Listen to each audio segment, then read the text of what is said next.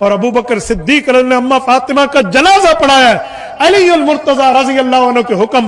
بیوی فاطمہ کا جنازہ کس نے پڑھایا تھا؟ حضرت ابو بکر نے۔ جھوٹوں پر خدا کی لعنت ہو، یہ وہ افراد ہیں کہ جو جانتے بوجھتے خدا کی لعنت اپنے چہروں پر حاصل کرتے ہیں، اور یہ وہ لعنت ہے جو زندگی میں بھی ان کے ساتھ رہے گی اور قیامت تک ان کا پیچھا نہیں چھوڑے گی، اور قیامت میں یہ دردناک عذاب کا شکار ہوں گے۔ اگر ہم حقیقت بیان کریں تو اتنی تلخ حقیقت ہے کہ جس کا یہ لوگ سامنا نہیں کر سکتے۔ وہ تلخ حقیقت کیا ہے؟ خود صحیح بخاری کی روایت میں ہے کہ جب حضرت زہرا سلام اللہ علیہا نے اپنے حق کا مطالبہ کیا، جب ان کی جاگیر پہ قبضہ کیا گیا، تو اس کے بعد حضرت ابو بکر نے انکار کر دیا کہ میں آپ کو وہ آپ کا حق نہیں دوں گا، اور اس پر غاصب بن کے بیٹھے رہے، تو جناب سیدہ ناراض ہو گئیں۔ صحیح بخاری کی روایت ہے، ناراض ہو گئیں، اور اس واقعے کے بعد بھی جب تک زندہ رہیں ان سے کلام نہ کیا، ان کے سلام کا جواب نہ دیا۔ اور صحیح بخاری کی روایت ہے کہ ان کو شہادت کے بعد خود ان کے جنازے پر حضرت مولا کائنات نے خود نماز پڑھی۔ اور جو تلخ حقیقت ہے نا وہ یہ ہے کہ حضرت ابو بکر اور عمر کو اس جنازے میں شرکت کی اجازت بھی نہیں تھی۔ بخاری کے لفظ ہیں کہ اس میں اجازت، یؤذن کا لفظ ہے کہ علی کی طرف سے اجازت نہیں تھی ابو بکر کو کہ وہ اس جنازے میں شرکت بھی کریں۔ تو جس جنازے میں شرکت کی اجازت بھی نہ ہو سیدہ کے ولی کی طرف سے، اس کو آپ جھوٹا الزام لگا رہے ہیں کہ جنازہ پڑھایا تھا اس نے۔ یہ تو اس شخص کی بدقسمتی تھی کہ خاتون جنت جیسی رسول کی صاحبزادی کا دل دکھایا اور ان سے بد دعائیں لیں، وصیت کی کہ میرے جنازے میں یا علی جن لوگوں نے میرا دل دکھایا ہے وہ نہ آئے، انہیں اطلاع بھی نہ دینا۔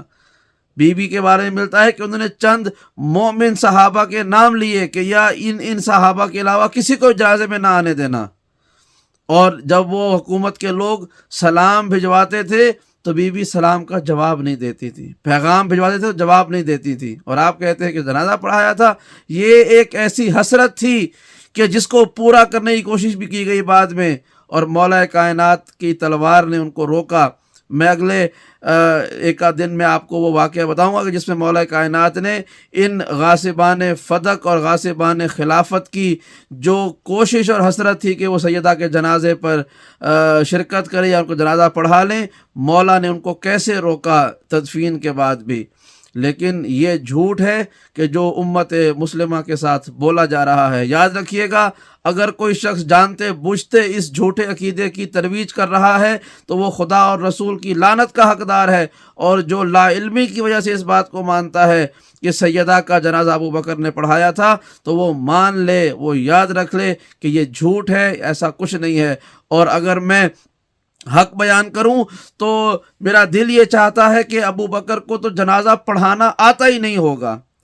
آپ پہلا خطبہ اٹھا کر دیکھیں کہ انہوں نے کیا اقرار کیا۔ انہوں نے اپنی زبان سے کہا کہ دنیا والوں، میں تم سے کسی معاملے میں بہتر نہیں ہوں، میں کسی امر میں تم سے بہتر نہیں ہوں، اور مجھ پر شیطان غلبہ کر لیتا ہے۔ اگر تم مجھے دیکھو کہ میں راہ صراط مستقیم سے ہٹ رہا ہوں تو مجھے گھسیٹ کر، میرا ہاتھ پکڑ کر واپس سیدھے راستے پہ لے آنا۔ تو وہ شخص جس کو قرآن بھی پڑھنا نہ آتا ہو، یاد نہ ہوا ہو، وہ شخص کہ جو پہلے آپ کے عقیدے کے مطابق کہ پہلے اول مسلم ہیں جنہوں نے 23 برس رسول کے ساتھ گزارے، اس کے پاس سے 400-500 حدیثیں ملتی ہیں، اور اس کے علاوہ وہ شخص کہہ رہا ہے کہ مجھ پہ شیطان آتا ہے، میں تم سے بہتر نہیں ہوں۔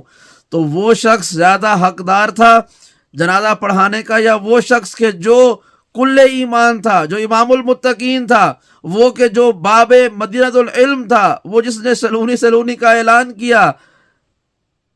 یقیناً حق علی ابن ابی طالب کا تھا۔ لہذا سیدہ اور اہل بیت کے حق میں گستاخی نہ کیا کریں، حق کو مانیں کہ سیدہ ان سے ناراض گئی تھی اور ان کو اپنے جنازے میں نہ آنے کی وصیت کی تھی، ان کے سلام اور کلام کا جواب نہیں دیتی تھی، اور سیدہ کا جنازہ امیر المؤمنین امام المتقین علی ابن ابی طالب علیہ السلام نے ہی پڑھایا تھا۔